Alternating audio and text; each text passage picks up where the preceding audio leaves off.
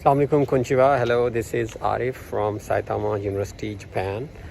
اور آج کا ایک بڑا انتہائی بہت زیادہ بار یہ سوال پوچھا جا چکا ہے کمنٹ باکس میں یا جو ہمارے چینل ہے اس میں، یہ ہے کہ جاپان میں اگر میں آ جاؤں تو میں کتنے گھنٹے کام کر سکتا ہوں.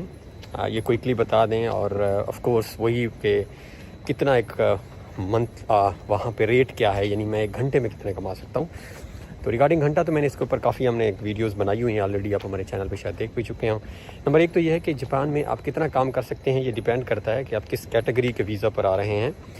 فار ایگزامپل یہاں پہ جو اسٹوڈنٹس آتے ہیں یا جو ڈیپینڈنٹ لوگ ہوتے ہیں وہ کراتے ہیں، تو ان کو جو ہے وہ 28 گھنٹے یہاں پہ کام جو ہے وہ الاؤڈ ہوتا ہے. یعنی ویک میں بتا رہا ہوں، ایک ہفتے میں وہ 28 گھنٹے کام کر سکتے ہیں.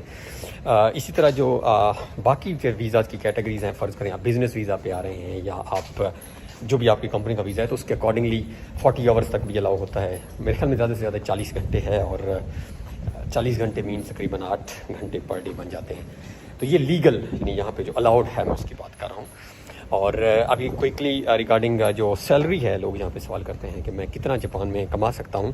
تو اس کا یہ ہوتا ہے کہ جاپان کی سیلری جو ہے وہ آف کورس ایک تو ڈیپینڈ کرتا ہے کہ آپ کہاں پہ ہیں، جاپان کے کس پارٹ میں ہیں. یہ بڑا امپورٹنٹ ہے. جس طرح جاپان کے اندر بھی ایسا ہی ہے، جس طرح پاکستان میں لاہور ہے، کراچی ہے، اور پھر آپ کہہ لیں فرض کریں میاں والی بھکر ہے یا بلوچستان کے کچھ ایریاز ہیں. خیر فیسلٹیز تو سیم ہے، جسٹ بلوچستان سے ملا دیں کہ دور ہیں سٹیز سے.